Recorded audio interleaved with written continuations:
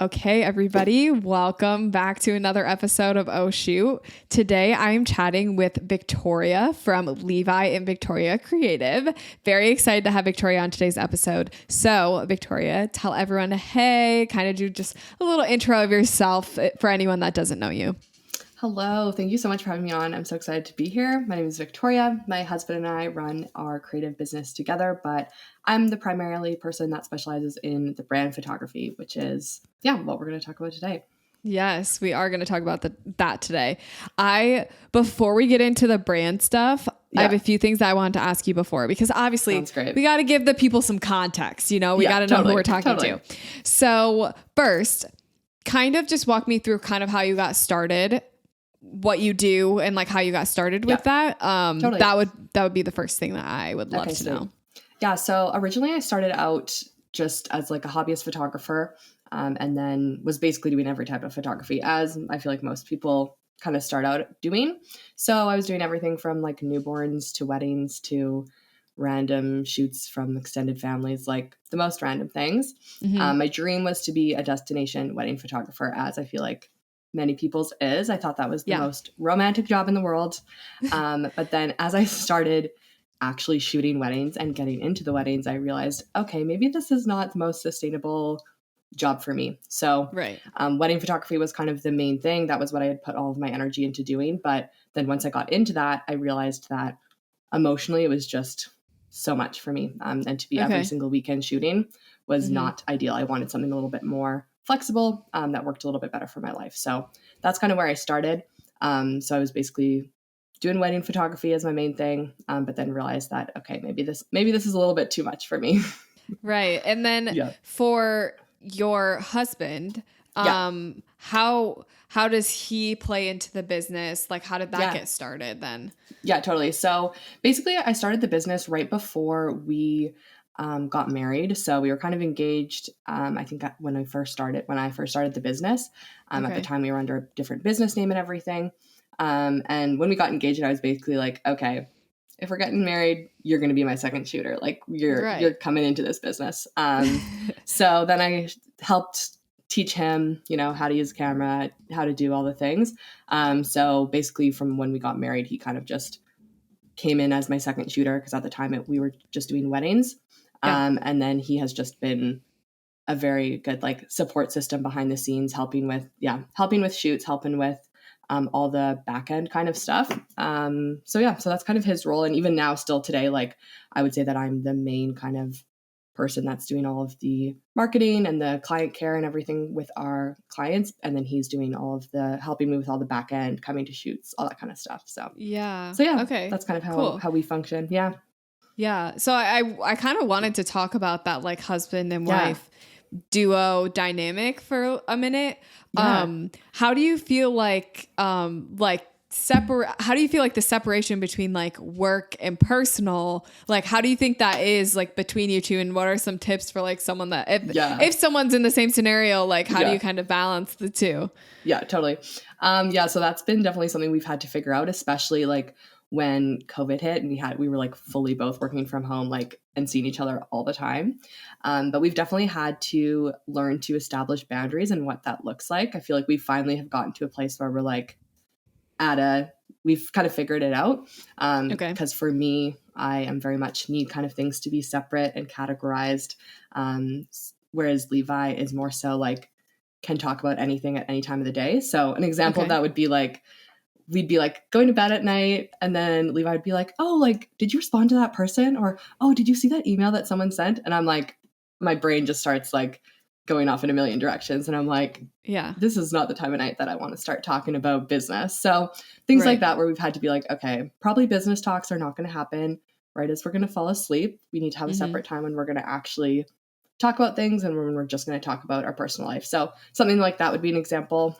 We've also kind of had to establish, like, if I'm putting my AirPods in, I'm like, don't talk to me. Like, this is my time to work. And same with him too. Like, we need to we've learned, I guess, to be able to respect when each other's working, kind of leave them alone, let them do their own thing. But yeah. So that'd be kind of, I guess, the home things. Yeah. Oh, okay. Yeah. How would someone that wants to get their significant other into their business and they want that part of it, how would someone do that? Like I get DMs like all the time where people are like, I know that like Charlie like shoots with you and all this different stuff. Like, how did you get started? So I'd be interested to hear, like, how would you like recommend someone getting that started? It's totally weird to say, like, you know, it's just weird, especially when you're already together and stuff. But like, I do feel like it's definitely having really clear conversations about what you're wanting your like partner, significant other to do, because I feel like it's easy to, when as a photographer, as a business owner, it's really easy to assume that everyone else understands fully what you're doing, how to do things the way you would do them. But I feel like the more clear that you can be in terms of, if you are wanting them to come along and shoot with you for the day or something, or if you're wanting them to help you with whatever it may be, just being really clear about, okay, this is what my process is, maybe writing it out even for them. Even if that feels weird to like do that for your like significant other, but even to just be able to write that out and be like, hey, do you think you're able to do these things? Is there anything that you don't understand or need explained to you? And just being gracious to with them and treating them, I feel like, as maybe someone you'd bring on as a second shooter, and trying to think of them like in that way rather than thinking of them as like your partner in that moment, because it's a lot easier obviously to get frustrated with someone that's like, the person that's closest to you rather than a second shooter that's coming along that you're maybe thinking of as like you're coming alongside and educating them. So just thinking of them in more so that type of way, giving them grace, and just being super clear with your expectations for them and making sure they have all the info they need. Yeah. And I think it can get scary to think of the idea of like, oh, I'm going to be working with them. And then also like, a lot of people are like, oh, I feel like my clients wouldn't like that. Like, doesn't that feel unprofessional? So something that I feel like helps with the transition of like, okay, let's say you have a boyfriend, or like, let's say fiance. Let's make it a little bit more serious. Let's say fiance. Let's say you have a fiance who you want to transition into being your second shooter, for example. How would you do that? I definitely feel like starting by just being like, okay, one, is this something that they actually want to do? That's a good part. You don't want to be holding them hostage. Two, then, okay, they want to do it, but let's say they don't know how to use a camera. Go out and like train them. Like you kind of have to flip on the boss switch and then flip off the wife switch, is what I've noticed. And I mean, I'm not necessarily Charlie's boss. I mean, I would say when we're shooting, yes, but like when he helps me with other stuff, it's more just like, I don't know, we're just two friends chilling and you're just helping me. But you do have to start with like starting at the base, training them. And then if you do want them to be your second shooter, maybe having them assist you for a little bit. So hire a second shooter that's actually going to work with you, and then have your significant other just shooting with you, trying to like, you know, just get used to using a camera. Cause I think like, if you just throw them into it, like you are also not providing the best photos for your client either, which is that's not fair to them. So you want to make sure that your significant other is properly trained before you just go set them loose with all the groomsmen, you know, because the groomsmen's usually like the hardest part. So it's like before you just go and throw them into that, like give them some time to like understand and like learn first, you know? Yeah, totally. I feel like also giving them almost like a trial period for both of you of like, okay, let's try this out. Let's go and come along with me for 5 shoots or whatever. And then see if you like make sure that you're checking in and asking if they actually enjoy that, or if they're like, give them, I guess, permission to like back out of that and be like, you know what, honestly, I love you. I love what you're doing, but I don't want to continue shooting with you, and be okay with that, because otherwise I feel like that's where it can get messy, and you don't want your personal problems coming into the business, especially for, with your clients in there and everything. Yeah. And I think it's also important just to make sure that, it's serious too. Which this is tricky territory, and that's very personal, but like, you know, you don't want to incorporate your boyfriend you've had for 3 weeks into your business. Like that's moving too fast just on all levels. And so I think just making sure that like they understand what a commitment it is to be a second shooter. If they're a photographer previously, like that might be different. I might like, you know, hire them because it's just like, oh, they're my second shooter. But once you start being like, oh, this is my boyfriend, he works with me. That's when it's like, okay, like this is like, what he's doing is impacting my brand as well. So if we do break up, like that could potentially hurt my brand, you know, or like if he does something that like I don't necessarily, you know, it doesn't work great with my experience, well, he just like screwed my brand over or something. So just making sure that, you know, we're all being wise, you know, we are being wise before we incorporate someone into our business. And that's just in general, like even without like significant others, like the people you choose to associate shoot for you and second shoot, you want to, you know, it's that same thing. Like just because you love them and you're in a relationship with them doesn't mean that they're always going to be the best second shooter for you. Exactly. And I feel like there's value to like, even if you really think that you guys want to do that and you want to bring your second shooter or your husband on as or boyfriend on as like your second shooter, you also don't have to start advertising that right away. Like you don't have to start posting about that on Instagram. Like I feel like that can be dangerous too, where if you're kind of advertising yourself as like a package together before you've really decided if that's the route that you want to go down. I know that we waited like a decent amount of time before we changed our name to include both of our names, because I was like, we don't know for sure, even though we were married and it's not like we were planning on breaking up or anything, but we didn't know if we wanted to continue. So I feel like there's also like, you don't have to start branding yourselves as like a couple that shoots together right away. Like you can just like keep your regular business name, bring them along for a bit, and then maybe potentially down the road start advertising that you do it together. But totally. Yeah, This is so random, but I'm gonna ask you just because I think it's a funny question. Do you and your husband like fight when you guys are like working together, shooting together? I feel like I wouldn't.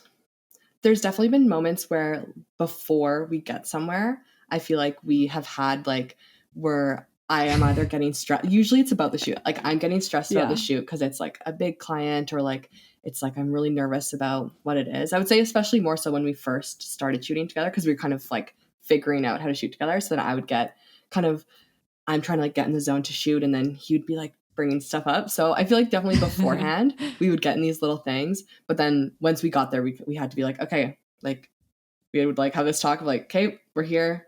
We need to do the best we can. Like we need to just figure this out and do the best work for our clients. And so I feel like we've never, like there's never been a moment where we've had anything in front of a client, thank goodness. But I feel like there's sometimes tension beforehand, but it always is like about the dumbest things ever and always gets resolved before we get there. So the reason I ask is because I posted something on my Instagram story, and it like I asked like people if they thought that me and Charlie fought or something while we worked together, and like we don't, and I just like, it's just funny to think about. Like even if he was being the most annoying person on the face of the planet, I would not pick a fight ever. Never. I'm bringing that up immediately when we get in the car. The car door closes and you're like, are you kidding me? Right. But like, like you said, I always feel like if something happens, it's leading up to it. But like maybe here and there while we're shooting, like, I don't know, like Charlie will do something, or, you know, just normal marriage things, but it never escalates. And it's just like very like no one would notice. But I think the good thing about working together with your significant other is you have a relationship outside of work. So you know how to conflict resolution, and you know how to communicate with each other well, hopefully. So, you know, all of that translates over to your work dynamic, which honestly is why a lot of people love working with their significant other, because the dynamic is so good, like, you know, already. So why not bring it over to the work environment too and really thrive over there too? So Well, and with that too, like I feel like there's moments like when we are shooting weddings where like I can just look at Levi, like we look at each other and we don't even need to really say anything. Like he just knows like, okay, she wants me to move here, or I need to move here. So it is like you do have that kind of catch-22 where your communication is so intertwined that you are able to work really well together, because you can kind of sense what the other person wants before without having to have a full conversation about it. Yeah, exactly. Cool. Well, let's transition to talking about branding. So, I want to ask first, if someone's listening and wants to get started in brand photography, what would be some tips or just some advice you'd give someone that wants to get started in brands? Yeah, for sure. So with brand photography, I would definitely suggest that you just start experimenting shooting with different brands, and that can be done in a variety of different ways because you want to make sure that you're building out a good portfolio as you do with wedding photography and everything else. But with brands, you can do this in a couple different ways. I would say either just start shooting products that are in your own home. So start experimenting with taking flat lays or just setting things up and taking photos of things you already have. That can be a really easy way to just get started, even just today, right at home. And then the second way would be just to reach out to different types of businesses that you would want to work with. I would recommend choosing a few different types, just so that you can kind of get to know what different businesses you might want to work with. So you could reach out to something like a coffee shop, a local business owner, maybe a bigger corporation. I like to work with people more locally just because it's easier to show up to somewhere, start shooting right away, and not have to go back and forth necessarily with pitching and everything like that, right, when you're first starting.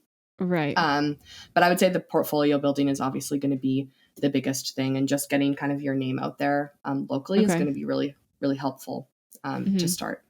Yeah, totally. So with brand photography, what do you feel like helped you transition from weddings into brands? Like, because you started with weddings. Yeah, so started with weddings. So I would say that just building out that portfolio initially. So having something up on my website that showed that I was doing not just weddings. I have specifically like a place for brand photography. And then just meeting with, I honestly started with other wedding vendors. So wedding vendors that I already had connections with, that I'd already worked with on weddings. I reached out to them and asked if they needed updated photos for themselves, rather than normally I'd reach out to vendors and ask, hey, do you have any couples that want sessions? Yeah. And now I was reaching out and saying, hey, do you need any photos for yourself? Is there any photos? Like, do you need a new headshot? Because lots of people like let their headshot go for months and months and years. So I was reaching out to wedding vendors, and that was really helpful because I already had connections with those people. So it was an easier bridge to get across. And then from there, once you're kind of connected to a few people, I feel like it's easier to kind of reach out to others, and you kind of build out your network a little bit more. Right. So that would be kind of the transition, I guess, in terms of, like wedding brand specific, Yeah. So when it comes to like the market of brands, like brand photography, would you say that it's oversaturated, or would you say that there's like not a ton of people doing brands? Like, what is your take on that? Yeah.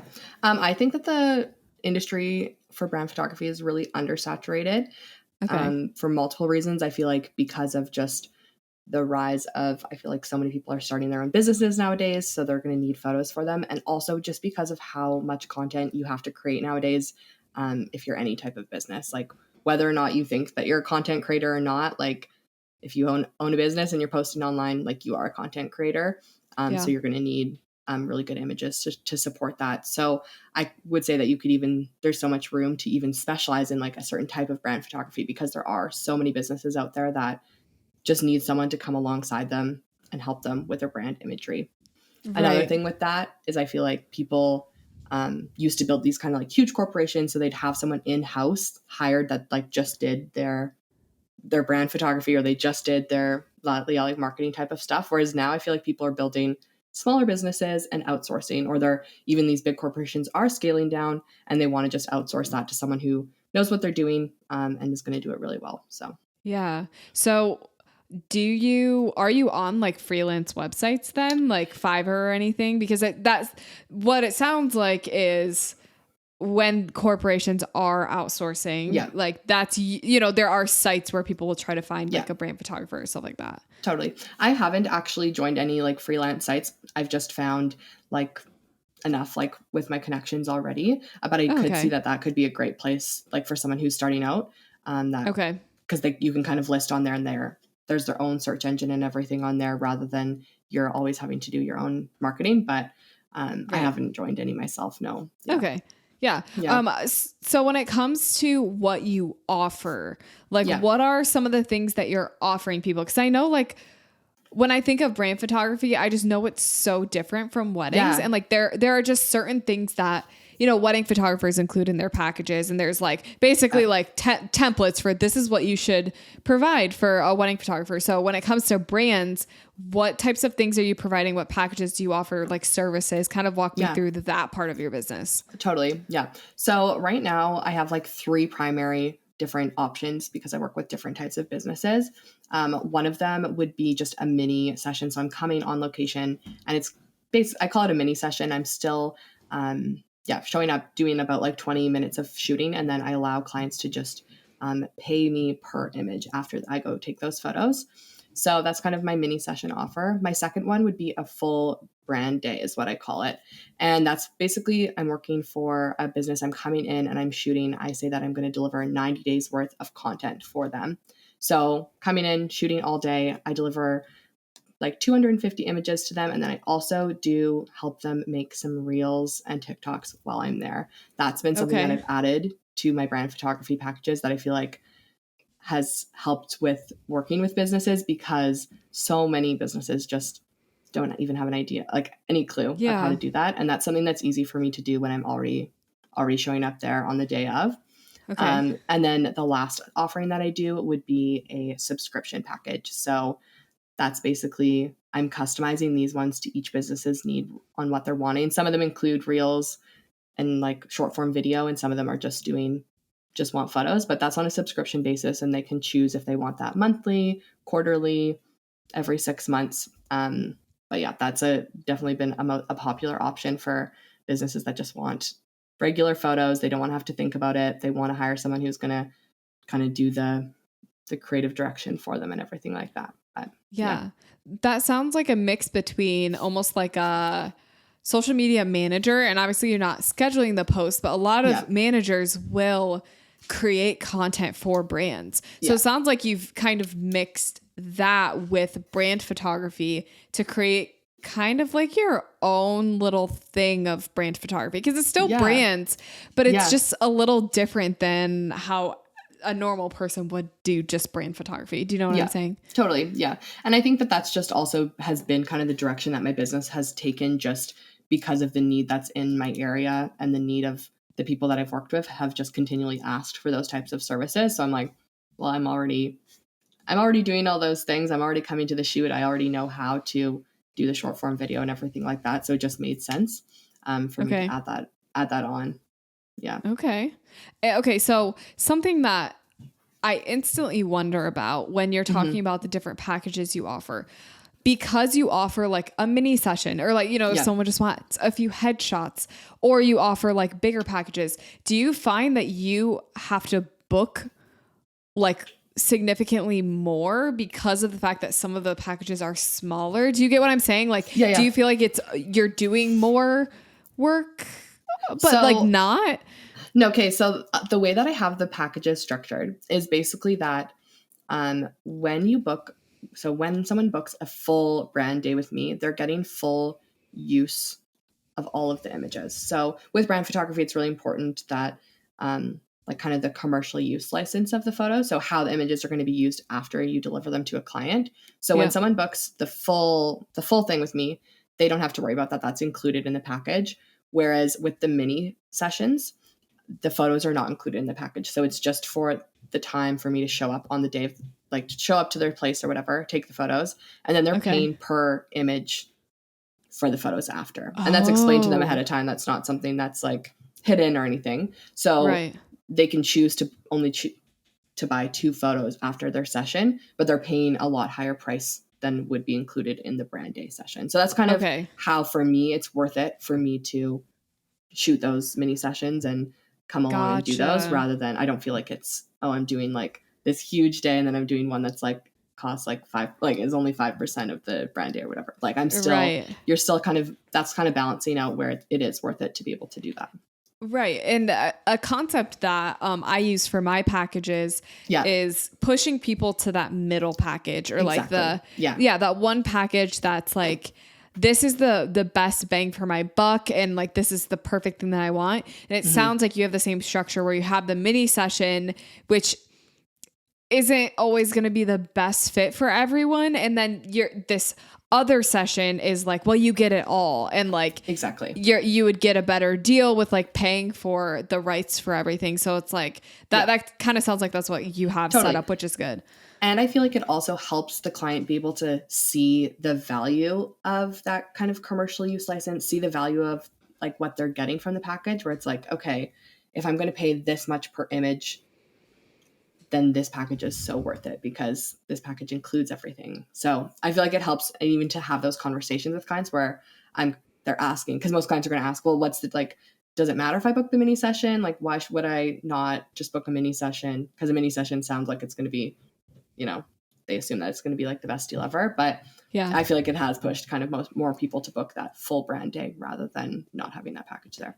Right. So let's talk about supplies and shooting, because hearing branding, hearing about product photography, I think like that you just need to be a little bit more prepared for like certain things. So for like supplies and shooting, what are some tips or like things that you must bring along with you, or tips for like how to shoot products or people specifically? Like just give me, just throw a bunch of things that you think would be helpful out there. Okay.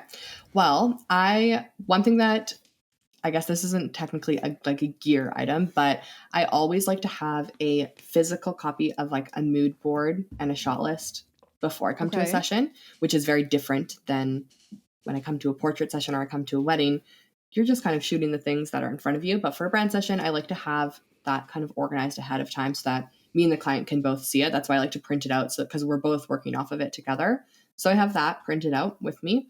I like to bring along some flat lay boards. So those, honestly, for even now still, I just will bring plain sheets of like poster paper along with me, just so that if I'm going somewhere where there's not going to be a white surface, or if they want, sometimes I do white, sometimes I do black, just a plain surface to shoot on. So I always bring one of those. And then I will bring a paper roll and a stand.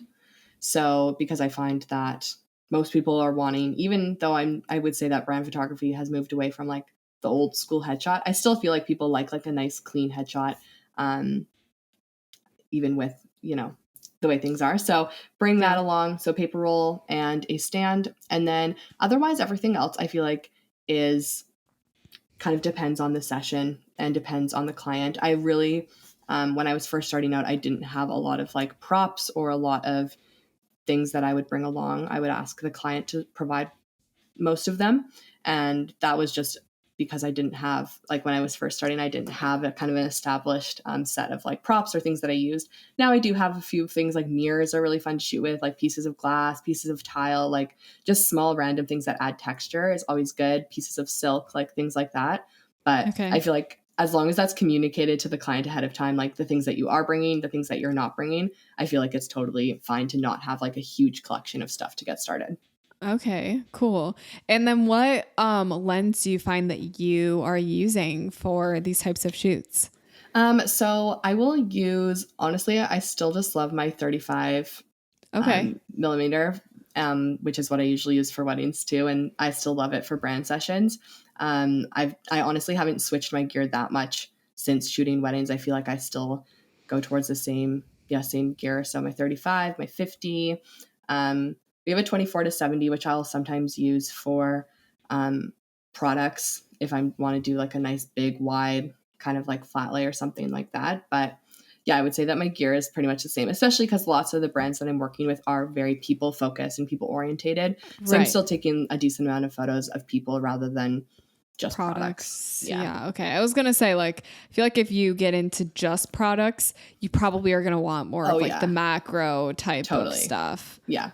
Yeah, I would love to get a macro lens, but I feel like because most of my clients are very people orientated, or I'm taking photos of products, but they're more so like in use, like someone using them, more of the lifestyle side. I feel like it's not the biggest priority right now. So yeah.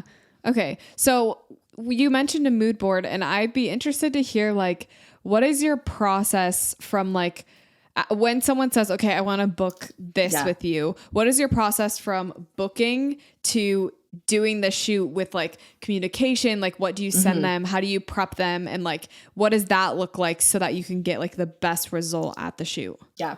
Yeah. So with brand photography, I tell every single client that the most important thing is the planning process, because on a wedding, you're showing up and whatever happens on that day, you just need to make sure that you're doing the best job possible capturing those things.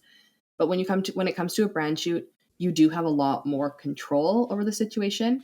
And you also, these photos are going to be used for someone's business, someone that they've most likely put so much time and energy and money into investing in their business, investing into you. So you want to make sure that your client is super happy with those images. And the way that that gets across is by really good communication and planning. Yeah. So I tell that to each one of my clients, and I just make sure that they know that the planning part is going to be probably a longer process than they expect, but that's what's going to make really good images. So along with that, I send quite an extensive questionnaire, and the questionnaire asks things like what their goals are for their business, like really specific things, even about their business that you might not think have to do with photography. But the reason that I ask those questions and get really intentional with them about what they want their brand to be like is because as nice as it is to deliver beautiful images, you want to make sure that those images are also going to have some strategy behind them. They're going to be able to use them on all the different social platforms they're using, that if they have an Etsy shop, that you're making sure that the photos are going to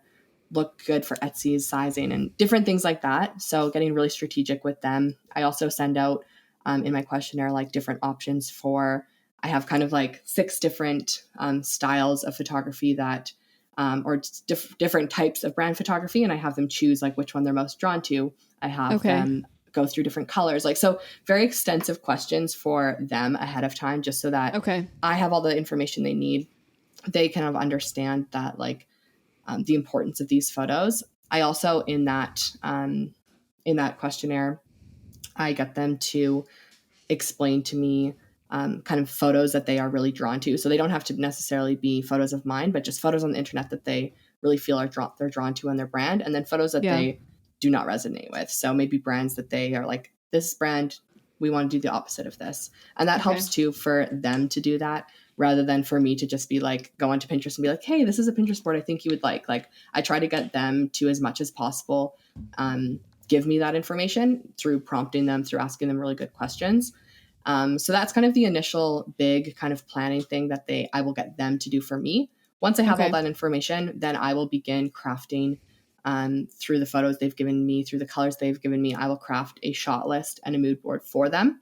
And then that gets sent to them prior to our photo shoot, like a decent amount, like usually, hopefully 2 weeks before our shoot.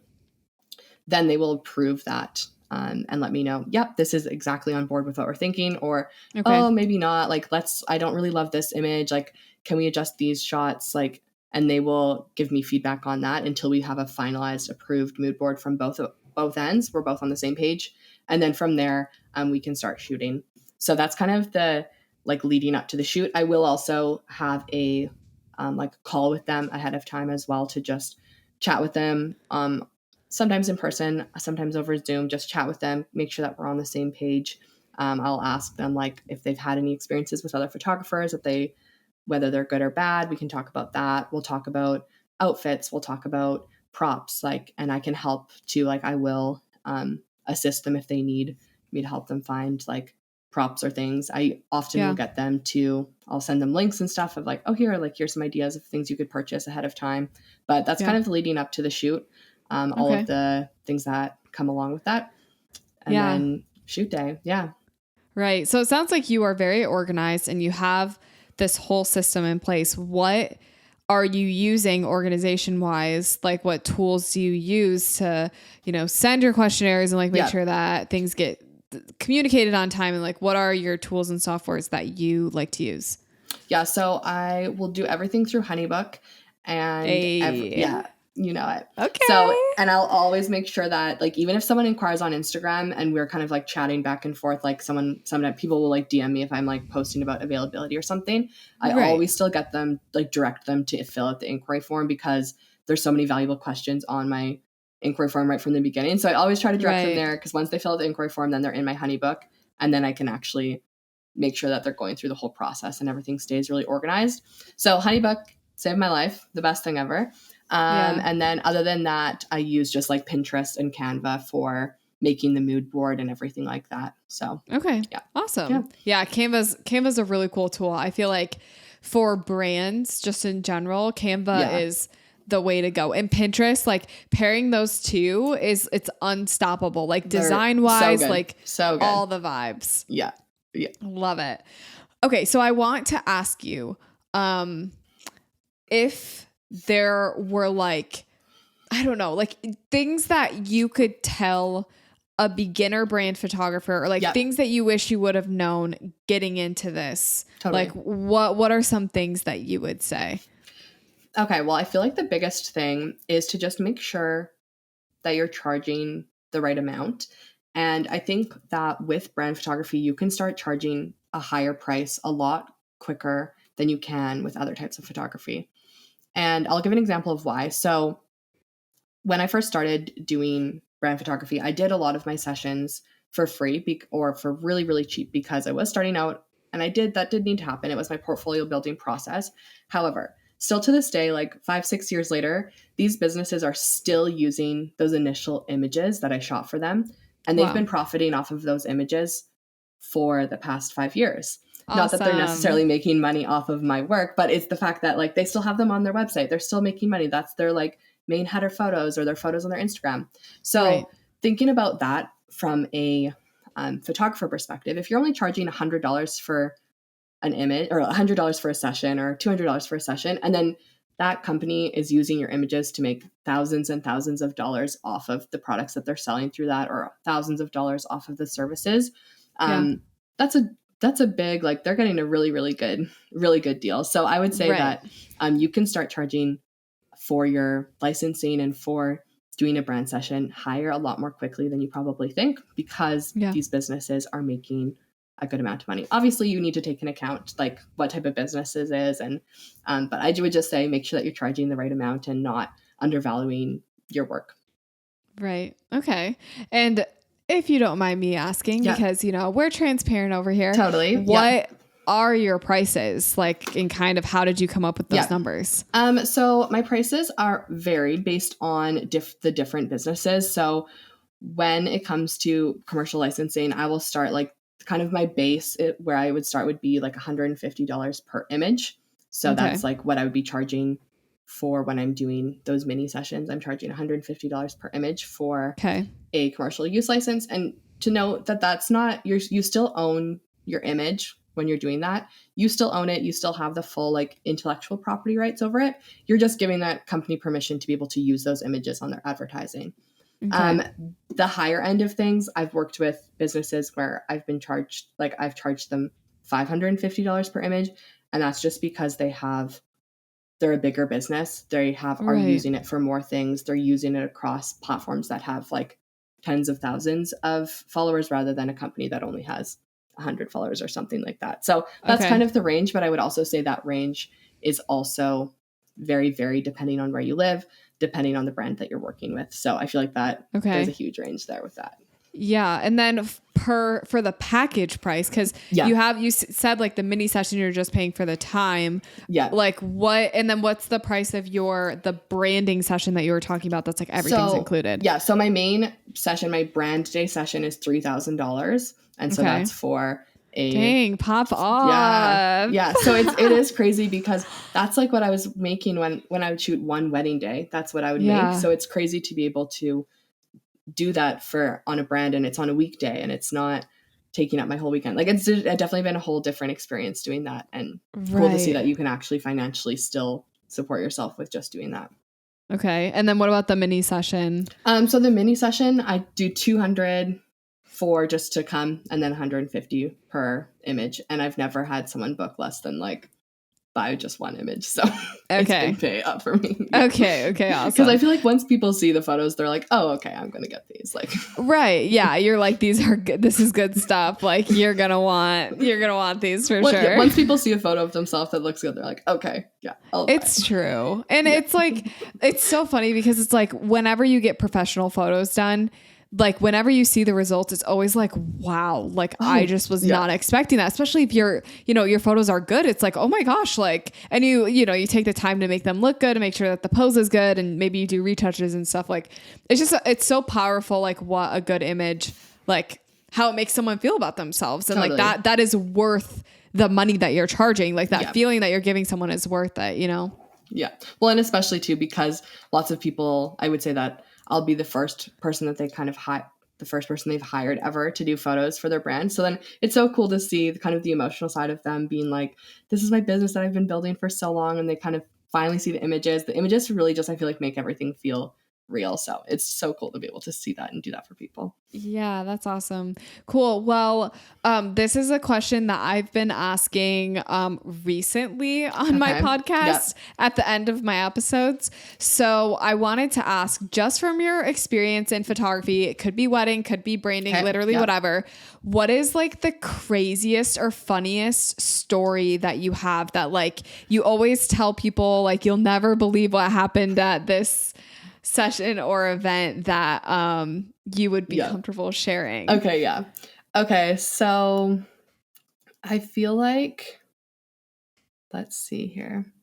Okay, so I had this wedding when I was first starting, so I didn't really know what to expect from weddings. It was one of my first ones, and I show up to the wedding day, and there's definitely tension happening I walk into the bridal suite, and there's just people everywhere, and there's tension. Like you can just feel it in the air. One of those days you can just feel it in the air. And so then I get in there, I'm in there for half an hour taking photos, whatever. And then suddenly like the bride just starts being like, okay, everyone out, like everyone out, everyone needs to get out of this room. And we're like, okay, sounds good. So people start like leaving. Obviously the bride's really stressed and needs some space. We start leaving, but then she's like, oh no, Victoria, like you stay. And I'm like, oh no. I'm like, okay. So then she wanted me to stay with her, which was fine. And it was great. Like her and I got along great. But then for the rest of the day, it was kind of this weird thing because the bride was with me for the most of the day, but didn't want to talk to any of the bridesmaids, didn't want to talk to any of her family. I never really knew what was going on, but it was this weird dynamic where, oh my gosh, I was with the bride, chilling with the bride, and then everyone else didn't want to talk to me because I was just with her. So anyways, interesting. That was And you never found out like why she was being like that? No, I don't know. Like I was like, is everything okay? She's like, oh, it's just one of those days. So I'm assuming that something must have happened, but like obviously I think she also probably she probably doesn't want to get into it on her wedding morning with me. So I was just trying to make the best experience possible for her. So my question is, how did photos with the bridal party go then? Weird. Very weird. Because basically it was like she wanted to still take photos and she wanted everyone to be in the photos, but you could definitely tell there was like tension, but they all just smiled and pretended everything was okay. But I'm so curious though, like I have not been in communication with them in forever, but like I'm so curious if they, like when she looks at those photos, like is she like, oh, look at me and my bridesmaids, like so fun, right. Or is it like, oh yeah, I remember that we had like something happen that day. Oh, I'm sure she remembers that. That is so interesting. Yeah. And that goes to show that like people really trust their vendors. You know, or it could have been like, there's no one left except my wedding photographer. My wedding photographer has no idea who's not going to take sides, who's just going to. Yeah, and like I'm paying this person to be here, so they have to be on my side type of thing. Yeah. That's like a sticky situation because obviously we follow around, like as wedding photographers, like I follow around my couple all day long. So if something like, I don't know, if something were to happen, I would always side with my couple. Even like, you know how sometimes on like a wedding day, a mom will get mad or something. Oh. I'm always like, mom's fault, not your fault. Yeah, nope, don't worry about that. Yeah. But like in reality, it's like, is there something else happening? And in that case, maybe there was. Who knows? Exactly. Wow. Yeah, it was definitely one of those situations where I'm like, okay, yeah, I'll back away. And then it was like, okay, no, I'm just here. We're just going right. That is so funny. Well, that was a good one. Thank you for sharing that. Of course. I appreciate everything you said in this episode. I think brand photography is something that a lot of people are definitely interested in, and I feel like afraid to get into. So I think this episode is going to be really, really helpful for anyone interested in that. So I would love for you to share where people can find and follow you. Just tell everyone the so deets. My username is Levi and Victoria Creative, and that's on Instagram and on TikTok, and those are the two places that we post regularly. Awesome. Cool. And that will be linked in the description as well in case anyone wants to go find that. But thank you again, Victoria, for coming on today's episode. It was so great hearing from you and so great meeting you.